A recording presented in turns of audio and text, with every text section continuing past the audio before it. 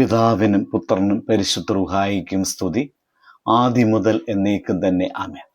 ഇന്ന് ഏപ്രിൽ 14 ചൊവ്വാഴ്ച. പുറപ്പാട് പുസ്തകം 15 അധ്യായം 2 വാക്യം. എൻ്റെ ബലവും എൻ്റെ ഗീതവും യഹോവയത്രേ, അവൻ എനിക്ക് രക്ഷയായി തീർന്നു. അവൻ എൻ്റെ ദൈവം, ഞാൻ അവനെ സ്തുതിക്കും. അവൻ എൻ്റെ പിതാവിൻ ദൈവം, ഞാൻ അവനെ പുകഴ്ത്തും. ജീവിതത്തിൽ ചില നിമിഷങ്ങൾ ഉണ്ടാകാറുണ്ട്. അപ്പോൾ വാക്കുകൾ മുടങ്ങുകയും കണ്ണുനീർ സംസാരിക്കുകയും വഴികളെല്ലാം അടഞ്ഞു പോകുന്നത് പോലെ തോന്നുകയും ചെയ്യും.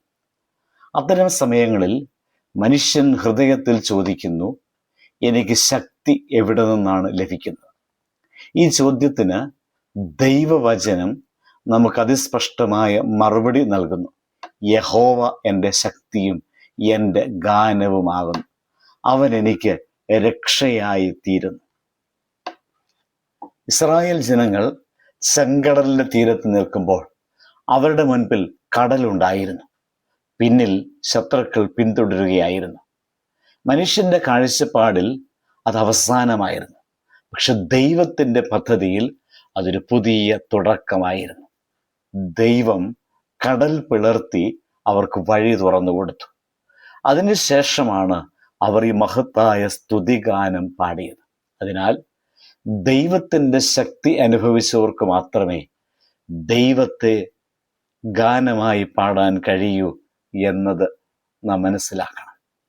ദൈവം നമ്മുടെ ശക്തിയാകുമ്പോൾ നമ്മുടെ ഉള്ളിലെ ഭയം പിന്നോട്ട് പോകും. പലരും പുറമെ ധൈര്യശാലികളായി തോന്നിയാലും അവരുടെ ഉള്ളിൽ ഭയവും ആശങ്കയും നിറഞ്ഞിരിക്കും. എന്നാൽ ദൈവത്തിൽ ആശ്രയിക്കുന്നതിൻ്റെ ഹൃദയം ഉറച്ചതായിരിക്കും. ദൈവം നമ്മുടെ ഗാനമാകുമ്പോൾ നമ്മുടെ ദുഃഖങ്ങൾ പോലും സ്തുതിയായി മാറുന്നു.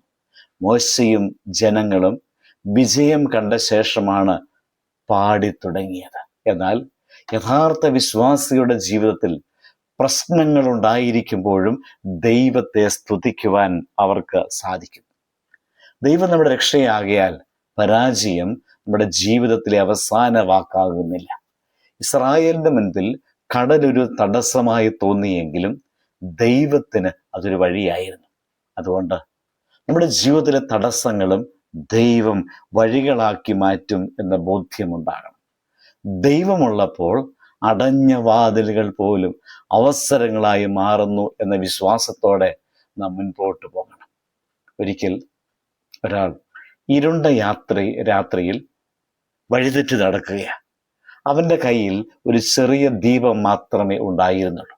ആ ദീപത്തിൻ്റെ വെളിച്ചം വളരെ കുറവായിരുന്നെങ്കിലും അത് അടുത്ത ചുവടുകളിൽ കാണാൻ മതിയായിരുന്നു. അതുപോലെ തന്നെയാണ് ദൈവം നമ്മുടെ ജീവിതത്തിൽ പ്രവർത്തിക്കുന്നത്. അവൻ മുഴുവൻ ഭാവി ഒരുമിച്ച് കാണിക്കുകയില്ല, പക്ഷേ അടുത്ത ചുവടുകൾ ഉറപ്പായി കാണിച്ചു തരും. അതുകൊണ്ട് നമ്മിൽ ഓരോരുത്തരിലും എവിടെയായാലും, എന്ത് പ്രശ്നങ്ങളിലായാലും, ഭയത്തിലായാലും, അനിശ്ചിതത്വത്തിലായാലും ഒരു തീരുമാനമെടുക്കണം. ഞാൻ എൻ്റെ ശക്തിയെ മനുഷ്യരിലല്ല ദൈവത്തിൽ വയ്ക്കും. ദൈവം എൻ്റെ ശക്തിയായതിനാൽ ഞാൻ വീഴുകയില്ല. ദൈവം എൻ്റെ ഗാനമായതിനാൽ ഞാൻ മൗനം പാലിക്കുകയില്ല. ദൈവം എൻ്റെ രക്ഷയായതിനാൽ ഞാൻ തോൽക്കുകയില്ല. അതിനാൽ നമുക്ക് ചെങ്കടലിൻ്റെ തീരത്ത് നിന്ന ഇസ്രായേൽ ജനങ്ങളെ പോലെ ജീവിതത്തിൻ്റെ പല തീരങ്ങളിൽ നാം നിൽക്കുമ്പോഴും അതേ ദൈവം ഇന്നും ജീവിച്ചിരിക്കുന്നു എന്ന ഉറച്ച വിശ്വാസത്തോടെ മുൻപോട്ട് പോകാം. നമ്മുടെ ജീവിതം മുഴുവൻ ഒരേ ഒരു പ്രഖ്യാപനമായി തീരട്ടെ, ദൈവം എൻ്റെ ശക്തിയാണ്. പ്രാർത്ഥിക്കാം.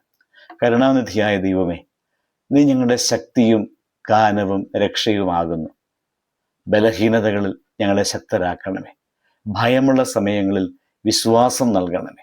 ദുഃഖത്തിനിടയിലും നിന്നെ സ്തുതിക്കുവാൻ ഞങ്ങൾക്ക് കൃപ തരണമേ. അടഞ്ഞ വഴികൾക്ക് മുന്നിൽ നീ നിൽക്കുമ്പോൾ നീ തുറക്കുന്ന വഴികൾ കാണാനുള്ള കണ്ണുകളും നിന്നിൽ ആശ്രയിച്ച് മുൻപോട്ട് പോകാനുള്ള ധൈര്യവും ഞങ്ങൾക്ക് നൽകണമേ. കർത്താവേ, അവിടെ ഞങ്ങളുടെ ശക്തിയാണ് എന്ന് പ്രഖ്യാപിക്കുന്ന ജീവിതം നയിക്കുവാൻ ഞങ്ങളെ സഹായിക്കണമേ. ആമേൻ. ദൈവം അനുഗ്രഹിക്കട്ടെ.